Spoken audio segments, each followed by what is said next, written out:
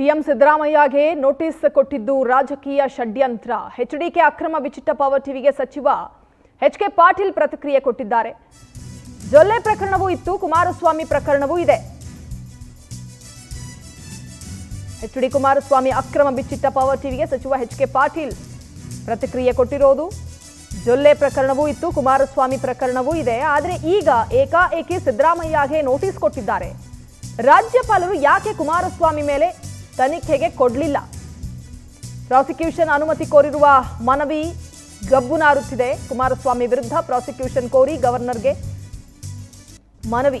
ಈಗ ನೋಡಿದ್ರೆ ಸಿದ್ದರಾಮಯ್ಯ ವಿರುದ್ಧ ನೋಟಿಸ್ ಕೊಟ್ಟಿದ್ದಾರೆ ಅಂತ ಹೇಳಿದ್ದಾರೆ ಎಚ್.ಕೆ. ಪಾಟೀಲ್. ಇಲ್ಲಿವರೆಗೂ ಕುಮಾರಸ್ವಾಮಿಗೆ ಆ ನೋಟಿಸ್ ಕೊಟ್ಟಿಲ್ಲ, ಇದೊಂದು ವ್ಯವಸ್ಥಿತ ಷಡ್ಯಂತ್ರ ಅಷ್ಟೇ ಅಂತ ಎಚ್.ಕೆ. ಪಾಟೀಲ್ ಅವರು ಕಿಡಿಕಾರಿದ್ದಾರೆ.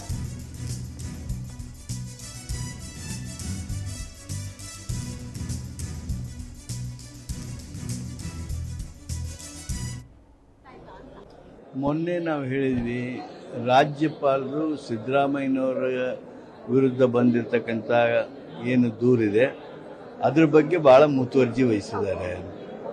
ಅದೇ ಜೊಲ್ಲೆ ಅವ್ರ ಬಗ್ಗೆ ಕಂಪ್ಲೇಂಟ್ ಬಂತು, ನಿರಾಣಿ ಅವ್ರ ಬಗ್ಗೆ ಬಂತು, ಜನಾರ್ದನ್ ರೆಡ್ಡಿ ಅವ್ರ ಬಗ್ಗೆ ಬಂತು.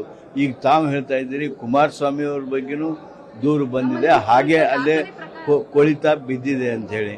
ಅಂದರೆ ಇವುಗಳನ್ನು ಅಲಕ್ಷ್ಯ ಮಾಡೋದು ಕೇವಲ ಕಾಂಗ್ರೆಸ್ಸಿನ ಮುಖ್ಯಮಂತ್ರಿಗಳಾಗಿರ್ತಕ್ಕಂಥ ಮಾನ್ಯ ಸಿದ್ದರಾಮಯ್ಯನವ್ರಿಗೆ ಈ ಒಂದು ನೋಟಿಸ್ ಕೊಡೋದು, ಈ ರೀತಿ ರಾಜಕೀಯ ಅಸ್ಥಿರಗೊಳಿಸ್ತಕ್ಕಂಥ ಹೆಜ್ಜೆಗಳು ಇವು ಅನ್ನೋದು ಸಾರ್ವಜನಿಕರಲ್ಲಿ ಅಭಿಪ್ರಾಯ ಮೂಡ್ತಾ ಇದೆ.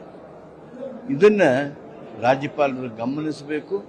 ಈ ಫೆಡರಲ್ ವ್ಯವಸ್ಥೆಯಲ್ಲಿ ಈ ಒಂದು ಪ್ರಜಾಪ್ರಭುತ್ವದ ಶಕ್ತಿ ಬೆಳೆಯುವಂತೆ ಮಾಡಬೇಕು. ರಾಜಕೀಯ ಷಡ್ಯಂತ್ರ ಅನ್ನುವಂಥದ್ದು ಡೇ ಒಂದಿಂದಲೂ ಕೂಡ ಹೇಳ್ತಿದ್ದೀರಿ, ಈಗ ಮತ್ತೊಮ್ಮೆ ಸಾಬೀತಾಯ್ತಾ ಅಂತ?